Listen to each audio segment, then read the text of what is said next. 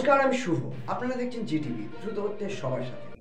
দেখুন, খারিজি মাদ্রাসাগুলা মুসলিম সমাজের ব্যক্তিরা টাকা দিয়ে, অর্থ সাহায্য দিয়ে সেখানে আরবি পড়ানোর জন্য খারিজি মাদ্রাসা চালায়।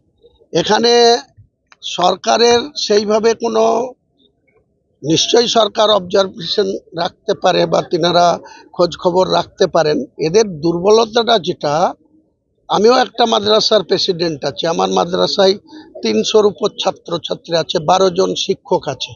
আমরা শিক্ষকদের নেওয়ার সময় যাচাই করে নিই, তাদের ডকুমেন্টস দেখে নিই, তারা কিসে কোয়ালিফিকেশন দেখে যাচাই করে নিই।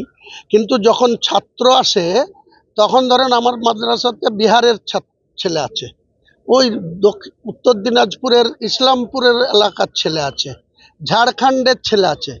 এই যে তাদেরকে দিয়ে যায় পড়াশোনার জন্য, তারা অসহায় গরিব মানুষ বা তাদের মা বাবা নেই, এরকম লোকরাই এই আরবি পড়ার জন্য এখানে অ্যাডমিশন হয়।